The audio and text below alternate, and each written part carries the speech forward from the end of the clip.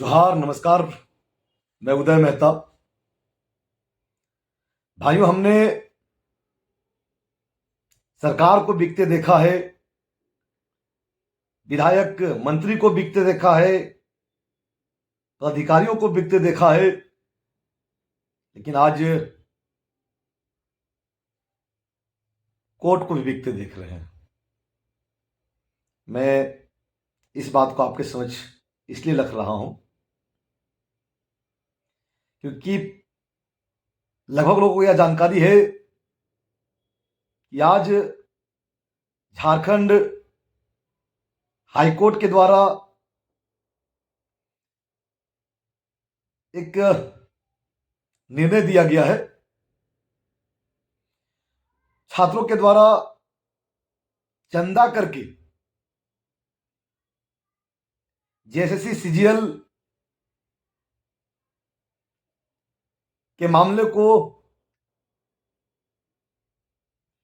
CBI जांच के मांग एवं पूर्व के परीक्षा रद्द करने के लिए जो पीआईएल दर्ज किया गया था, आज हाईकोर्ट के द्वारा निरस्त कर दिया गया। साथियों, मैं बता दूं कि उतना दर्द उस दिन नहीं हुआ था जिसमें हजारीबाग भारत माता चौक पर पीठ पर माथे पर लाठियां बरसाई जा रही थी। उससे अधिक दर्द आज हो रहा है। कई लोग जो हैं, कई न्यूज में हम लोग देखे कि सच को कथित पेपर लीक बोला जा रहा है। जो सच है उसको कथित पेपर लीक, बड़े बड़े न्यूज में चलाया जा रहा है कि कथित पेपर लीक मामला का पीआईएल हुआ निरस्त। अगर एक सवाल उन लोग से बनता है, वही लोग यह भी चला रहे हैं कि 10 लोगों को छोड़ करके बाकी सब लोगों को रिजल्ट जारी करना है। जो नेपाल 10 लोग पढ़ने गए थे उसको छोड़ करके बाकी सभी लोगों का रिजल्ट जारी करना है। और हम गौर से सुन रहे थे, कुछ न्यूज वाले यह भी कह रहे हैं या हाईकोर्ट का आदेश भी आए कि जो जांच चल रहा है वो जांच प्रक्रिया चलते रहे। एक बहुत बेहतर कोटेशन है छात्र नेता हमारे बड़े भाई मनोज यादव जी का। उनका कहना था कि अगर किसी रूम में या किसी घर में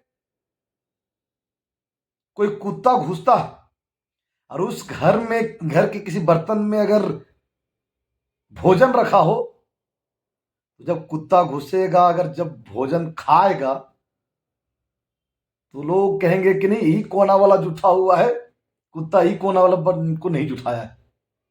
इसी प्रकार से वर्तमान समय में हमारी सरकार और हाईकोर्ट कह रही है कि 10 लोग जो हाई पढ़ने गए थे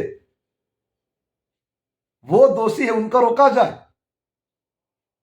तो जब 10 लोग पेपर लीक में पढ़ सकते हैं, भाई और क्यों नहीं पढ़ सकते? आप लोग भी जान रहे हैं कि इस मामले में कई लोगों की गिरफ्तारी हुआ है। कई लोग इस पर गिरफ्तार हुए हैं, कई लोग जेल गए हैं। जेल जाने के बावजूद कई छात्र को कहते हैं कि नहीं, लोग सबूत नहीं दे पाए। कई कई सबूत दिए गए। विनय शाह, जिनका गिरफ्तारी गोरखपुर उत्तर प्रदेश एसटीएफ के द्वारा किया गया था, उनसे बड़ा सबूत और क्या हो सकता है?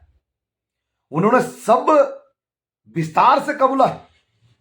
किस प्रकार से रांची के होटल में रह करके उन लोग रणनीति बनाए थे, किस प्रकार से ये पेपर माफिया जो है कि पूरे पेपर को वायरल किए थे, किस प्रकार से पेपर लीक हुआ था, स्पष्ट रूप से है कि सीआईडी इसमें संलिप्त है। स्पष्ट रूप से मैं बड़े बात कह रहा हूं, मैं सीआईडी इससे संलिप्त है। अगर नहीं संलिप्त होती, अगर सीआईडी का संलिप्तता नहीं होता तो विनय शाह का गिरफ्तारी पहले हो गया रहता। लेकिन जब हाईकोर्ट का कार्रवाई पूरी तरीके से हो रहा था, पूरी तरीके से हो गया,